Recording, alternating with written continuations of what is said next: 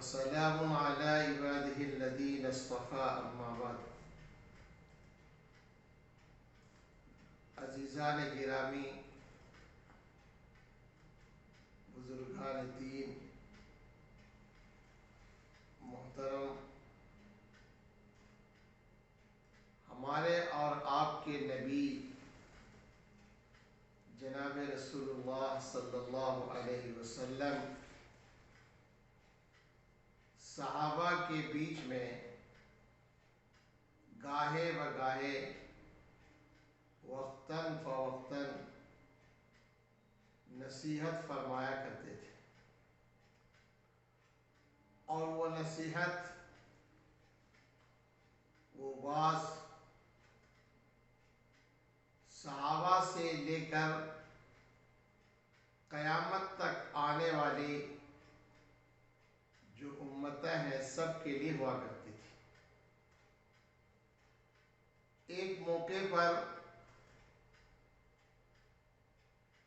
آپ صلی اللہ علیہ وسلم کے ایک صحابی ہیں حضرت ابو ہریرہ رضی اللہ تعالی عنہ. وہ فرماتے ہیں آپ صلی اللہ علیہ وسلم نے عرض کیا کہ اے ابو ہریرہ، ایک وقت ایسا آئے گا اس امت کے اوپر کہ 3 طرح کے جرم اور 3 طرح کے گناہ کہ یہ مرتکب ہوں گے. پھر وہ 3 طرح کے اس جرم پر 3 طرح کے سزا میں وہ مبتلا ہوں گی وہ میری امت. سب سے پہلی بات یہ بیان فرمایا، اذا عظمت امتی الدنیا، جب میری امت اس دنیا کو اور دنیا کی ساری چیزوں کو عظیم سمجھنے لگے گی، دنیا کی ساری چیزیں ان کے نزدیک سب سے بڑی معلوم ہونے لگے گی، دنیا کو وہ بہتر سمجھیں گے اور شب و روز رات و دن اسی دنیا ہی کے فکر میں لگے رہیں گے، تو اللہ تبارک و تعالی میری امت سے اسلام کی حیبت اور وقت کو نکال دے. آج موجودہ حالات اٹھا کر کے دیکھیں کہ اسلام کی وقت، اسلام کا وقار، اسلام کی حیبت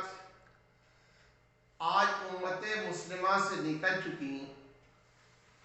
جس کی وجہ سے آج یہ امت خلاف شرع کام کرنے پر آمادہ ہو چکی ہے. آج کی 2022 کی پہلی تاریخ جنوری کا، جس کا شریعت سے، اسلام سے کوئی لگاؤ اور تعلق نہیں ہے، یہ غیر کا شعار ہے اور غیر کا یہ شیوا ہے کہ سال کی پہلی تاریخ میں وہ اپنے اعتبار سے جشن کے اندر اور اپنی خوشیوں کے منانے میں لگے رہتے ہیں، لیکن ہماری شریعت سے اس کا کوئی تعلق نہیں ہے، ہماری شریعت سے اس کا کوئی لگاؤ نہیں ہے. آپ صلی اللہ علیہ وسلم نے فرمایا کہ میری امت ایک وقت ایسے ہو جائے گی کہ وہ دیگر قوموں کی نقلیں اتارے گی. ایک صحابہ نے پوچھا، اللہ کے رسول دیگر قوموں سے مراد کیا ہے؟ کہا یہود و نصارہ. آج یہ امت اسی دوسری قوموں کی نقل اتارنے میں لگی ہوئی ہے، چاہے لباس ہو، چاہے وضع خطا ہو، چاہے جنت ہو فرت ہو یا گھروں کا رہنا سہنا ہو، ہر چیز میں دیگر قوموں کی نقلیں اتار رہی ہیں، اور اس امت کے اندر سے اسلام کی ہیبت اور وقت نکل گئی۔ اس لیے اللہ کے رسول نے فرمایا اس کی وجہ یہ ہے کہ ہم نے دنیا ہی کو ہر چیز سمجھ لیا۔ دوسری بات اس حدیث کے اندر یہ بیان فرمایا کہ جب میری امت اذا ترکت الامر بالمعروف والنہی عن المنکر، جب میری امت امر بالمعروف اور نہی عن المنکر کو چھوڑ دے گی تو وہی جیسی مقدس چیز ان کی برکات سے میری امت محروم ہو جائے گی۔ اور تیسری بات یہ بیان فرمایا کہ جب یہ امت